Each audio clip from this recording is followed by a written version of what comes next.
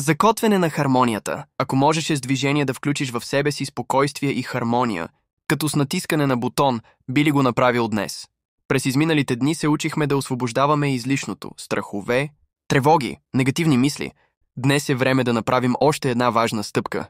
Да закотвим усещането за спокойствие и хармония, така че да можем да го извикваме винаги, когато имаме нужда. В психологията и практиките за личностно развитие това се нарича закотвяне процес, при който свързваме дадено чувство или състояние с конкретно действие, дума или жест. Така създаваме пряк път в ума си. Едно малко действие води до голямо вътрешно преживяване. Примери? Когато слушаш любима песен и веднага се връщаш към хубав спомен, това е форма на закотвяне.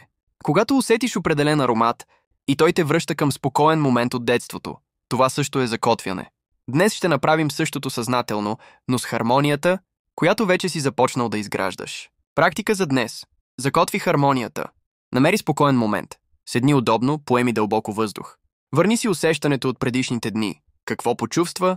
Когато изхвърли тежеста, когато намери своето безопасно пространство, избери жест или дума, може да е поставяне на ръка върху сърцето, леко стискане на дланта или дума като на хармония, сила, светлина.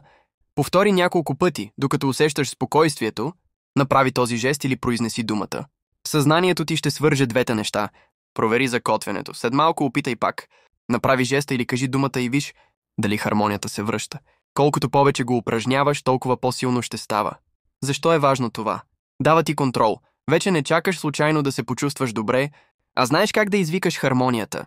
Създава навик. Постепенно тялото и умът ти свикват по-бързо да влизат в състояние на спокойствие. Укрепва увереността, знаеш, че дори в труден момент имаш вътрешен инструмент за баланс. Въпрос към теб. Кой жест или дума избра, за да закотвиш хармонията в себе си? Сподели, може да вдъхновиш някой друг да намери своя начин. Малко предизвикателство за деня. През днешния ден, в момент на напрежение, направи своя жест или кажи своята дума и виж какво ще се промени. Ако тази тема ти е дала нова посока, ново усещане или ти е припомнила колко важен си, харесай видеото, абонирай се и натисни камбанката, за да не пропускаш следващите теми по пътека към себе си. Сподели я с приятел, който е готов да се чуе отново с нов глас.